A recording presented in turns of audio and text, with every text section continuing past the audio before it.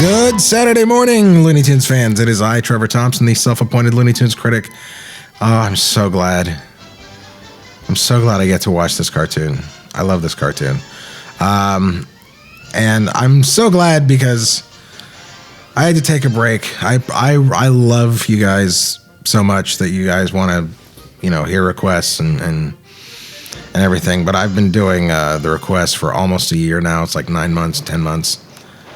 So I need to take a break and watch something that I love. And apparently I have something to prove by picking this cartoon because I'm getting tired of a lot of you saying, why do you hate Friz Freeling? I do not hate Friz Freeling, okay? I do not hate Friz Freeling. I like him the least. That's what it is. And this cartoon is great. I don't know how to say it any other way. This cartoon is so funny. And I know that there's gags in it that appear in other cartoons, and some of them are the ones that I'm talking about that get repeated. But honest to God, I mean, they're funnier in these. They're funniest in this cartoon.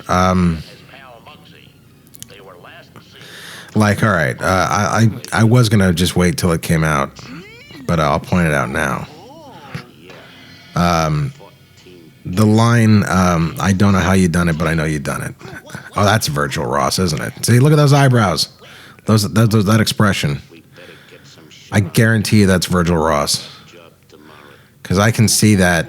I can see those positions and those expressions. I've seen those in Chuck Jones produced stuff in the 80s and Friz, DFE stuff that Virgil worked on. I guarantee that's Virgil Ross. The other two animators that worked on this, now that I'm talking about the animators, Gary Chiniquy and Art Davis. And I apologize if I'm saying that wrong. Gary, Chiniquy, potato. This cartoon, this is probably the best version you're gonna see of it.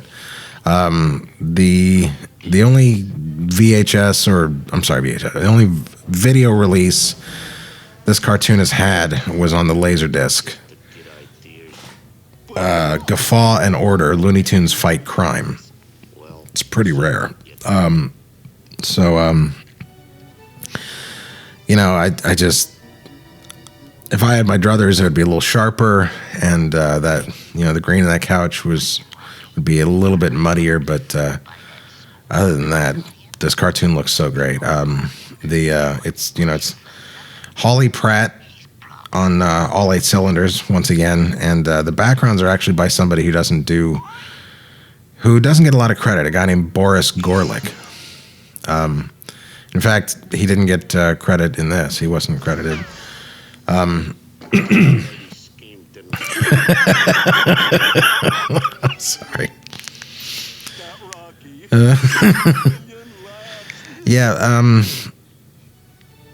I was about to say something about this before, and I got off track.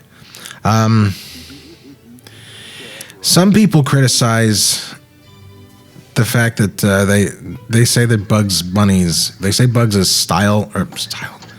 They say that his size changes.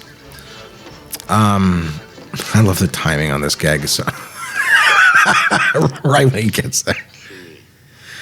That was perfect. They say that his size changes because when he's in the floorboards, he's like mouse size.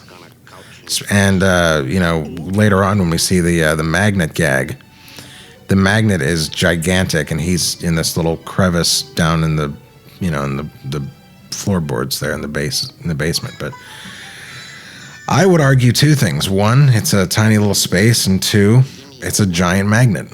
You need a giant magnet, wouldn't you? Oh God, here it comes. Aww, now you're mad at me again.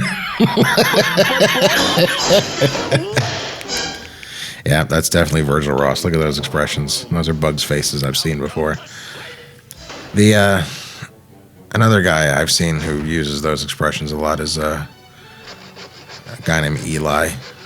Hashtag Art of Eli. He borrows a lot of expressions when he does his Looney Tunes fan art. Not you, Eli Copperman. Anyway, Don't know how you done it, but I know you've done it! Alright, well, I've officially worried my neighbor and scared the shit out of my cat, so. Sorry. But I do love this cartoon, even though that line was delivered in stooge for a mouse.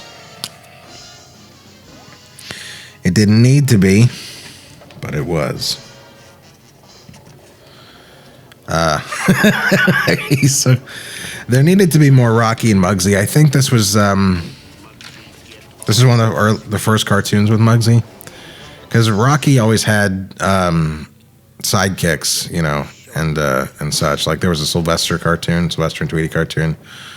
I forget the guy's name, but Mugsy, I don't know. Mugsy was always my favorite. I guess because he's so dumb. He's like super dumb. And this is also brilliant in a weird way too, because it's still funny as hell, but it saves on animation because you don't have to see him, you know, shoving Rocky, you know, or Mugsy from one side to the other. You can just see Bugs going back and forth, and then save even more money with just the house itself shaking, you know. And it's just a single, you know, cardboard cutout of a background painting kind of thing, you know, or however they did it. You know, you don't have to. You save a lot of money, and it's funny. That's Frizz working on all 8 cylinders. See you next week.